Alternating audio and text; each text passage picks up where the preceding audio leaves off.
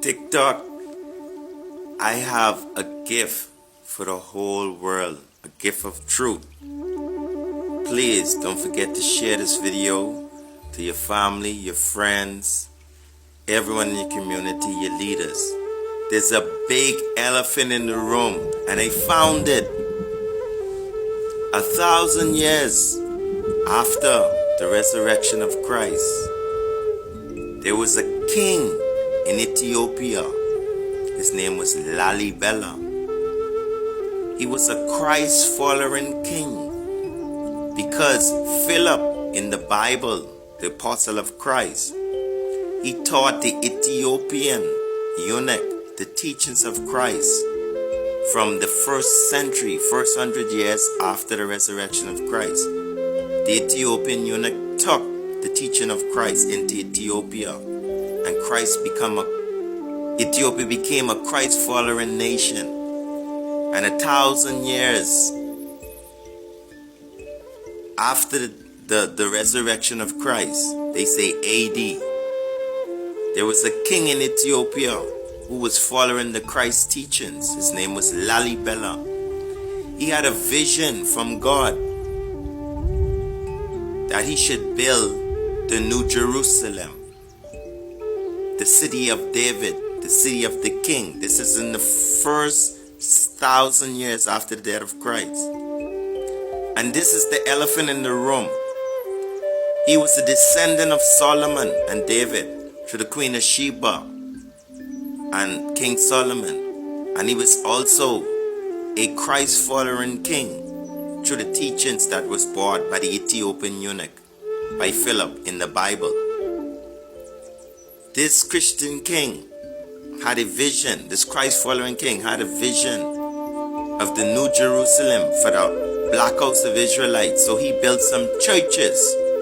This is the elephant in the room. Please stick with me. Don't go nowhere. Don't go nowhere. This is the big elephant in the room. He built 12 churches, rock stone churches that were carved into the mountains of Ethiopia. Up to today, scientists around the world cannot figure out how did King Lalibela cut churches into pure stone into the ground. When you look at this video that I'm showing you here, you can see these churches are cut into the ground. It is said that the building of these churches by King Lalibela, the construction of these churches is parallel to the building of the pyramids. I repeat, the building of these churches and the technology and science needed to build these churches is equivalent to the technology and the science that was needed to build every pyramid on this planet. Scientists still don't know how the pyramids was built, which is a great mystery, but you could understand that.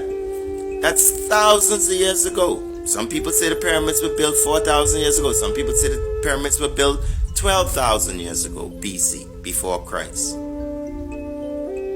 But the fact remains, the same technology that scientists can't figure out, even up to date 2025, they cannot figure out how the pyramids was built. Right in Ethiopia 1,000 years ago, not 3,000 years, not 4,000 years, not 10,000, not 20, 100,000 years ago.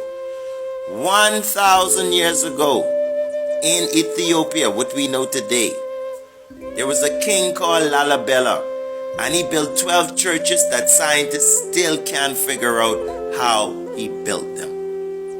And he was an Israelite, a black Israelite, and also a Christ follower, a follower of the black Christ of Israel. This alone should set apart Ethiopia than any other country in the world. Because the Ethiopians, up to date, as less than more than 1,000 years has built a monumental structure that scientists today still can't figure out how the king built these churches. It shows that there had to been some form of divine intervention or some form of divine knowledge that he had access to. That is beyond this whole world. Because the whole world of scientists, Europe, China, India, Russia, they cannot figure out how these churches was built. So every black Israelite out there, Baba Shanti, Rastaman, there is a divine power in Ethiopia.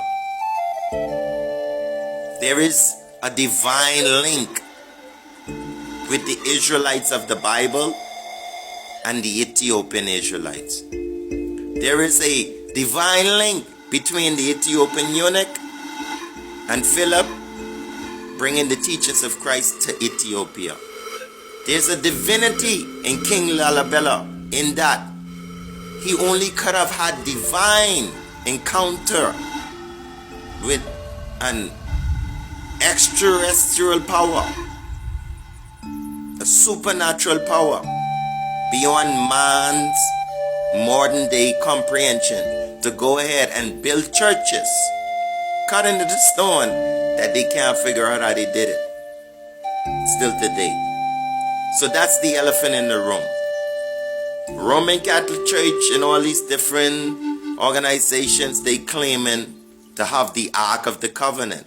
They having the claims that they are the children of God. They are the holy ones. But I don't see them cutting no churches into the rock that nobody could figure out how it is done. But I see the Ethiopians and their God, the God of Ethiopia, the God of the Israelites in Ethiopia, the God of King Lalibela, the Christ-following king, the descendant of Solomon. I see this king having divine connection, even in our modern day, just 1,000 years ago, have divine connection with the Almighty to build a structure that no technology today, AI, cannot figure out how the churches in Lalibela was built. So that's the elephant in the room. Ethiopia should stretch forth our hands unto God. Jah Rastafari, King of Kings, Lord of Lords, direct lineage from Solomon and King David. King Rastafari on the throne of Ethiopia. Also the descendant from King Lalibela. King Lalibela is an Ethiopian king. King Rastafari is the descendant of King Lalibela, same way. A very divine being. Rastafari, King Rastafari, King of Kings, is a divine being, same way. The man established Ethiopia and judged in League of Nations, as written in the prophecy. The man come down in the west and ransom the black house of Israelite. I, Selassie, Jah Rastafari. That's the elephant in the room. Barring Pope Paul, barring Rome, barring colonialism and imperialism, barring all forms of antichrist teachings in this judgment, this Armageddon hour. Black again, another video with the priest. Study, show yourself approved. Bless up yourself, don't stress up yourself. Good over evil, right over wrong.